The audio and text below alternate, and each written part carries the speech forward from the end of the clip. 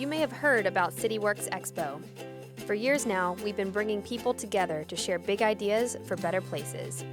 Expo connects innovators across the community and around the globe through an ongoing series of events, conferences, and social media. And our goal is to inspire and support people like you, the ones who have a passion for making their neighborhoods, communities, and cities better places to live, work, and play. Check us out at cityworksxpo.com to learn more. Become a part of the Expo community and share your story. You never know who you will inspire with your big ideas. Last year around this time, there was an announcement calling for applications for the first Roanoke Valley transit resident. And as I read the description, I thought, this is a dream job for a writer, to be paid to ride public transportation and to write. And then I had the good fortune of getting this project. And when I sat down to speak with the people who were sponsoring it, Ride Solutions, Valley Metro, the Roanoke Arts Commission, I immediately talked about how we could open up this residency to community. How could we invite members of the Valley to ride and to write? And they were very supportive, very enthusiastic about it. The first thing we did was we put up a Rider by Bus Facebook page with writing prompts, invitations, and then each week that I rode, I put up rough draft notes. And part of the reason I did that was just to encourage people to write and not to be intimidated by writing. I frankly had never ridden the bus in Roanoke Valley, so I felt like a little bit of an imposter. You know, like so many people, I kind of fancied myself an environmentalist because I recycled thoroughly, you know?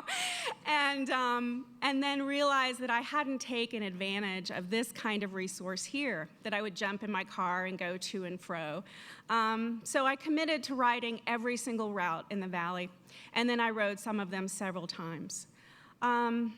Very quickly, it was a kind of magical and thought-provoking experience for a number of reasons. I hadn't seen so much of the Valley, and I hadn't been through so many of the neighborhoods in the Valley.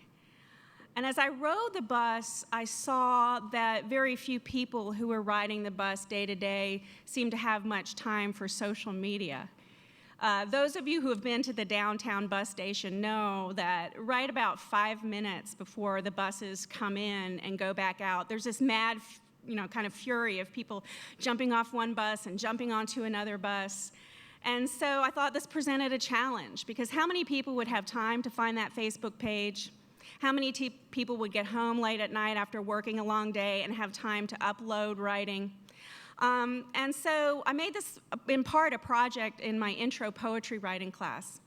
Thanks to the Pathways program at Roanoke College, we were able to add on to this residency by setting up a drop box in the downtown bus station, handing out postcards that had, ride, write, win on the front, and then a writing prompt on the back. Giving people pens in the mad rush, and then saying, hey, we're going to draw 5 names of winners for a $50 Kroger gift card. And we really only had about 2 weeks for that part of the project, but about 35 people did participate. And we were able to award 5 writers these gift certificates and help build up their writing. I think one of the most memorable people, because I was able to go around and meet each of these people at their bus stops and talk to them for a while and hear a lot more stories. One of the most memorable was a woman named Cassandra, who actually started and then just sort of wrote to us every day for 6 days about what she saw that day, what she thought that day. And the final day was even kind of magical because she stapled a photo she had found crumpled up at a bus stop, and then she wrote the story about who she thought the 2 people were and invited us into the writing. Maybe you guys want to use this as a writing prompt. The experience really confirmed for me something that is so obvious and so necessary, but is not happening the way it should be in so many communities, which is that for a community to have a healthy arts culture, We need the kind of public transportation that is abundant, readily available, so that our neighborhoods can mix, so that we can share ideas. A number of the people I met, weren't working night shift jobs, weren't working past 8 o'clock at night because they couldn't get a bus. A lot of people I met had to live right near a bus stop, or the journey to transportation took a really long time. Some of this I learned because one of the writing prompts was just tell me the story of how you get to the bus stop. Tell me the story of what you return home to and at what time. And then tell me the story of what you saw while you rode. I want to invite you all to go to the Rider by Bus website and see what some of the people in the community uploaded, to see what the Roanoke College students wrote. They wrote some wonderful stuff. And I want to ask and encourage everyone here to become, if you're not already, a very public supporter of public transportation. I saw so many wonderful things and so many wonderful images, and those are up on the site, but I also wrote a series of poems, and Ride Solutions and the Arts Commission published a chapbook. There was a stack of them out yesterday. They don't seem to be there, but we'll get some more here. And I just want to end my talk by just reading you 2 of the poems that I wrote. The first one is for shrubbery, and I noticed when I was riding around, I'm just a believer that we're born with creativity and we're born with this desire to express. And I saw it a lot in people's yards, I saw so many yards and so many, I started saying to myself, little shrines everywhere. And I also overheard all kinds of great storytelling. When I first started riding, it was a really rainy day like today. And everything was melting, and the forsythia bushes were out, those first bright yellow bushes of spring. And I just noticed as I was riding around different ways people dealt with their forsythia bushes, okay? So the first poem is for forsythia.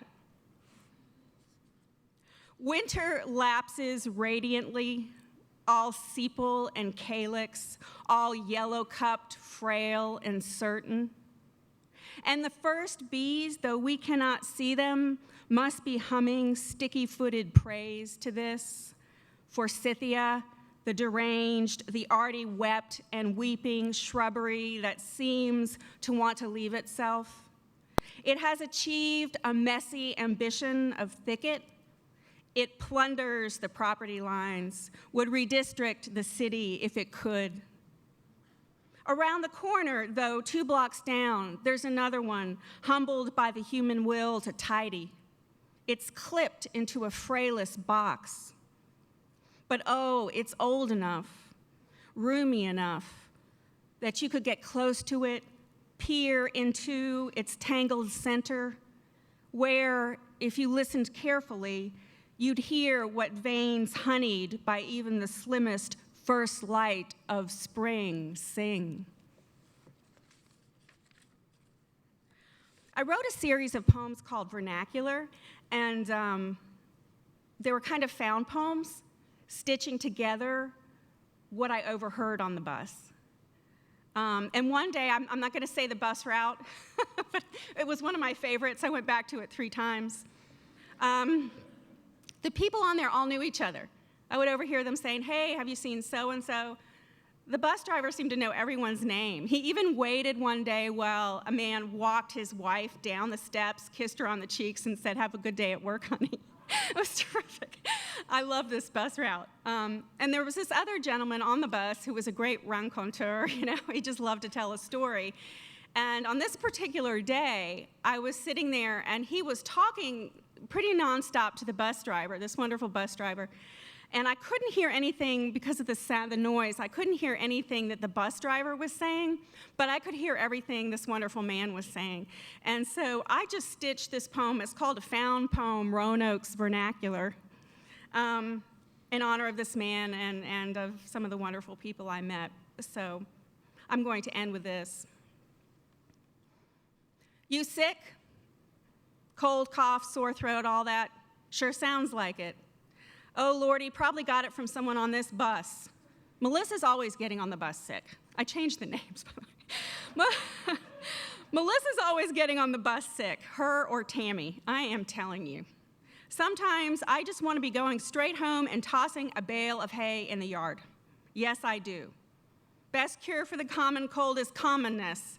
Table salt, hot water, gargle, then gargle again, then again. I know what it takes day after day. I am telling you, I know. I have been thinking, and 90% of the time, I just don't care what Steve does at work. I don't cuss him out.